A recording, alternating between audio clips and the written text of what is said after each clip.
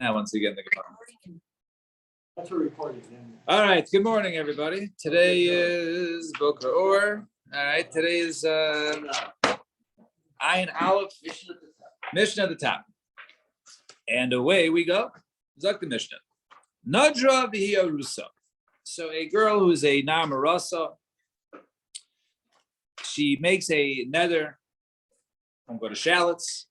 And she's also mu'resses, right? She's betrothed, right? She's between the ages of 12 and 12 and a half, let's say. And these Garsha and her fiance, whatever you want to call him, her arus, he divorces her, bo b'yom, on that day, the same day she made the vow. And guess what? She gets mu'resses, right? She gets re-engaged, re-betrothed to somebody else. Even to this happens 100 times, right? She makes the nether in the morning, right? Busy day, right? Let's say it's a summer day. You got more hours, let's say till 8 p.m. And she gets divorced and re-engaged and divorced and re-engaged. Even 100 times. Avia ubala ha'achra meifir nidarav. Her father, as we said until now, the first mission of the pair, we said now Avia ubala. So now we say her father and her most recent husband, her latest husband. So in other words, the one who's at the end, the two of them can go together and be meifir her nether. Even though, thank you.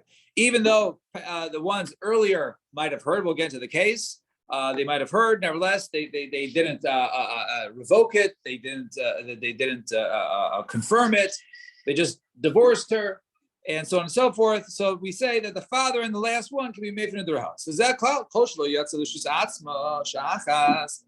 As long as she never went to her own rishus, i.e., she's not a bogeres. Avia ubayla akron mefir nederah. Her father and her latest husband revoke her vows together. Fine. So that was the Mishnah on Ayin Aleph Amud Aleph. Zok the Gemara. So where do we see that her latest or the last arus is the one who can go ahead and revoke her vows? Even vows that were said while she was, let's say, engaged to the first one, betrothed to the first one. So Amar Shmuel says, Amar Kra, look in the pasuk. The pasuk are there. The parsha we've been discussing. So it says, Nidarel Aleha, Nadarim Shayuba Aleha Kfar is referring to Nadarim that she already had upon her. In other words, it's not just Nadarim that she makes while she's engaged. Let's just say it's two guys, right? Reuven and Shimon, right? Reuven, she was betrothed to Reuven in the morning, right? And she made a vow while she was Moreses to Reuven. He divorced her. She went ahead and she became Moreses, betrothed to Shimon, right? So from this pasuk, so it says that Shimon and her father can revoke her vows together. So where do you know that from? So it says, so Nadarim Shayu Aleha Kvar, even Nadarim that were already upon her, even from her time while she was Mureses to Reuven. So notice any Nadarim that she made even prior to her engagement, those Shimon can go ahead and be a meifir. Not if he was Mekayim. If he was Hakim, right? We'll soon see a little later on. We'll end off with a question, which will lead into tomorrow's Gemara. But we'll end up with that question. But right now, we're assuming that she made the nether, right? And he didn't do anything, right? He heard it, right? But it was still the same day. He didn't revoke it. He didn't confirm it. And he says, "Here's your divorce." So Gemara says, Dilma. Maybe we're only referring to Nadarim that was not said while she was Mureses to the first guy. Right? Maybe the ones after. Maybe we're only referring to Nadarim Aleha, is referring to Nadarim while she was Mureses to this guy, or maybe prior, being engaged to this guy, but not while she was Mureses to Reuven, to the first person. So the answer is no. Aleha Kra Yiseru. The word Aleha is extra, right? Nidurah Aleha, right? So the pasuk, right? You didn't need to say it. Right? She could just said she had Nidar. What does it mean Nidurah Aleha upon her? It was upon her even from her first betrothal. And Tani Kabase, the Shmuel, we have a Bryce in support of Shmuel.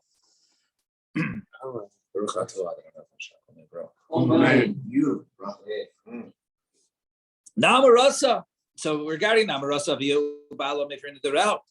and Namarasa, her father and her husband can go ahead and revoke her vows together. So Ketzad Hasa Shama Aviha. Her father hears her make this neder, vehefirla, and he revokes it. And the husband, right, who she was betrothed to, right, she's mareses to, he didn't hear yet. Same day, right? They speak about Lishma ad shemes, and he died that day, coincidentally. And he's about and then she got engaged to somebody else in that day. Even 100 times.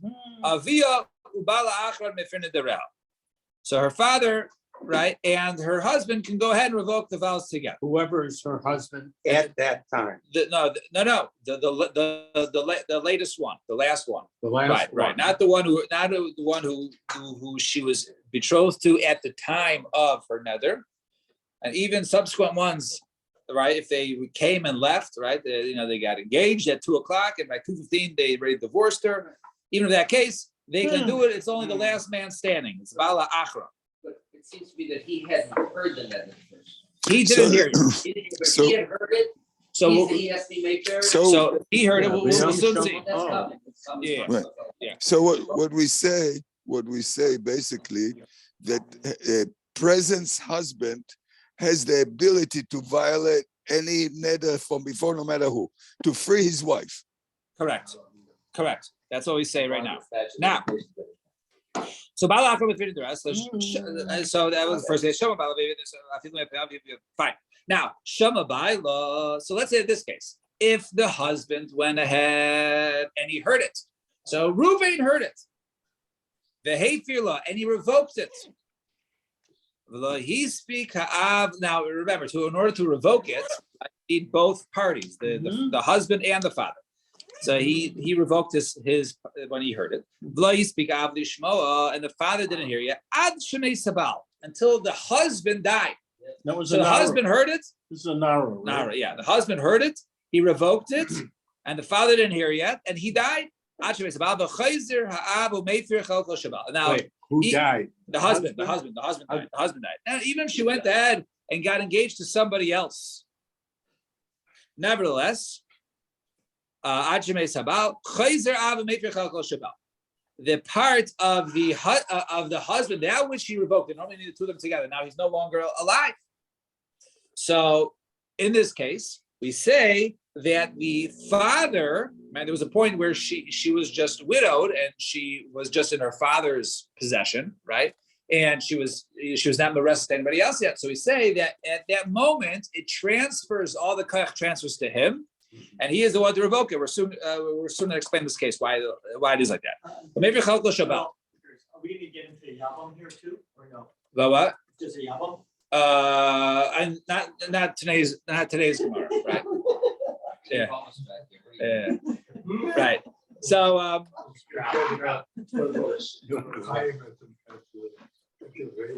yeah. So Amar Rav Nosson, hein divrei Beis Shammai. This is the opinion of Beis Shammai, that the father can go ahead and be made for Chalko Shabal. In other words, he now has full 100%. He has to revoke the tzad of the husband, because even though the husband revoked it when he heard it, but he died. So basically that which he revoked it is no longer in existence. So the father has to re-revoke the other side and can revoke his side, and therefore the him together basically is the full power of to be made for her nadar. He cannot go ahead and be made for. It's no longer revocable because the original husband heard, he revoked it, and then the husband died. What's going on here? So what's the machlokes here? Right, we saw a glimpse of this a little bit earlier. Turn the page. Beis Shammai Savri Nedarim Nami. Right. So Beis Shammai holds. Right. So Nedarim Nami Shuri La'aris Nisraik Nelavishta Sabah. Even Nedarim, right, that are fit for the husband. Those go, right. They're fit to be made for by the first artist. Those go to the father. Umige's guys, and basically it's cut off. And we had this question earlier: is Amigas guys? It was a kolish, right? Do we say that each one basically revokes half of it, like they each have half, or do we say each one weakens the entire vow? So now, Oh. according to Beis Shammai, so Beis Shammai holds that really gets cut off. So that which the husband revoked it, so that and so he did his part. He did his full part, and then once he died, right? So that basically fell off, and the husband. Actually, the father gets full authority because that part has basically dropped off. That which the husband revoked it is no longer in existence, and then therefore it goes to the father. So therefore, it was that sad that goes to the father. And therefore, the father still has the ability to be made fair than the dark. However, Beis Hillel holds no. Avil bala achra nevin nederel. No, it's in this case it's the father and the last one nullify their vows. Why? We don't say it cuts off. Rather, it gets revoked, right? Rather it gets weakened, right? It gets weakened, and therefore, since it gets weakened, right, the nether doesn't fall. It doesn't completely fall off. It was only weakened by the husband. In other words, two of them together, they each weaken it together and put together. It removes it. But once the husband revoked his part and then he died, so therefore his part does not fall to the father, and it does not fall to the new husband, and therefore this vow can no longer be revoked because you don't have the ability of the Aros Achron and the father. Well, wait. Not engaged If yet. he, What are you saying? If she's not engaged yet, can she still get engaged in that later vow? Can he be made fair? So That is Yom no, Shishon. because once the husband heard and he revoked it, but before the father ever heard, so and then he died, so that nether lost the opportunity for its hafar because that doesn't because it's weakened, right? So, but that's how it normally works. So in other words, but if you look back, right, about Beis Hillel, right? So he says, right, by himself, by himself, right? But in this case, so he would need the achron. In other words, according to Beis Shammai, he can do it all by himself. In other words, he revokes his part, also of the Baal Rishon, but the other part, he would not be able to do it with anybody else. So therefore, if there is no second, you're asking, if there is no second husband, right? There is no second arus. And we say, can she now get engaged again? Or she become an arusa again? And since for that second one, Well, that's what it would be. Right. Then, Well, it has to be the same day. It can't be the next day. It can't be the next day for sure not. Right. It has to be that day. But the question is, so even before then, right? He would not be able to go ahead and revoke it because he doesn't inherit that part. Right. It would only be if she gets engaged to somebody else, then he can go ahead and revoke it. But you had said that the husband was made fair before he died. Before he died. So right. So right, but the halach, right, but so the lumdis works according to Beis Hillel that since it's not two sides, each one is the nether in entirety, and they do it together. Since they didn't do it together, They have to actually be together. not be together, but it's considered the lumdis is that each one weakens the entire nether as one. It's not each one has a chelek in one part and you just check it off. Right? The husband heard it, then he revoked it in the morning. The father heard it, then he heard it at 4 p.m. and in the same day, and he revoked it then. It's considered revoked. It's not half and half. It gets weakened by one party, and when the other party does it, it gets weakened together where it's now no longer in existence. So therefore, if it gets weakened, he revoked it before the father heard. It's no longer transferable. We don't say that the father takes over the half of the arus. But the husband did his part. The husband before did he did, but correct. before he But died? when he does his part, they have to do it together. It's not each one has a half. They have to do it together. And since he died before it was done together, when I say together, this doesn't physically mean they have to hear it together and revoke it together. It means each one, when they hear it, they revoke it on that day. So since they didn't do it quote unquote together because he died before the father had the opportunity, so therefore his revocation cannot be used with the father. Right, it didn't stick, and therefore we don't say that. Okay, he took care of his part. As long as the husband the father hears, he takes care of his part, and therefore it's revoked. No, you don't say that, right? You have to say, or according to Pitzilla, it does. Like in limbo. Exactly, and therefore, since you didn't do that opportunity, the only way to do it again is if she got engaged. Question. Yeah, According to Bet Hillel, האב והארוס האחרון, they can violate the nether. The question if one of them, just one doesn't want, and the father wants, the house doesn't want, can they do it? Can the father does it? No. If one of them wants it, then it's too bad. You need both of them. So then You it need would both stay. according to Bet Hillel. According to According Bet to Hillel, you everybody. need both. Right, according to everybody, that was the Mishnah. Nara, right, the Balo of the Aviha.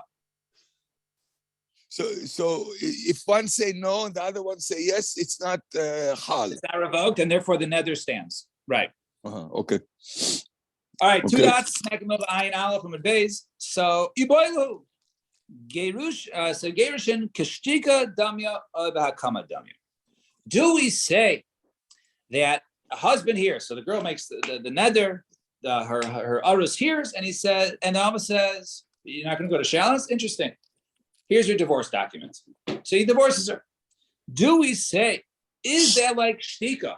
Is that like he's quiet and he didn't revoke it and he divorced her, basically upholding the nether, right? It's not upholding it, but he doesn't pass on it. No, she still has the entire day. It's like he didn't hear it. Like he heard it, but he didn't respond yet. He didn't revoke it, right? Or he didn't. And in the meantime, Right, he didn't confirm it, but he just heard it, right? He just heard it, and then he divorces. and then he divorced her. So is it like kashtika damya? He's quiet, right? And therefore, oh, hakama damya, or is it a case of basically by him hearing it and not doing anything? It's and basically it's the end of his day because he just divorced her. It's like he was making it, right? He did not come, right? What was that? How do you do divorce? No, Shtika regarding the nether. Right, he was just quiet regarding, since he didn't respond to the nether. Right. So since he didn't respond, right, he didn't respond to it. He was basically quiet. He didn't, he didn't answer yet, right? So we're Right. asking. So let's see. So Lamai Shtika Nafkamina. shall go. So right. So Lamai Nafkamina. So it could go Shenadra b'Shema Ba'ila b'Gersha b'Hadra b'Yaimei, and then he goes back, and then he takes her back on the same day. See, if you say it's like he's quiet, in other words, he's leaving open the opportunity to go ahead and revoke or nullify it, Matzi made for love, he can go ahead and still revoke it. If he Mar Kakamadami, Lemati made for love. But if you say that he's like he confirmed it, then he will be able to revoke it.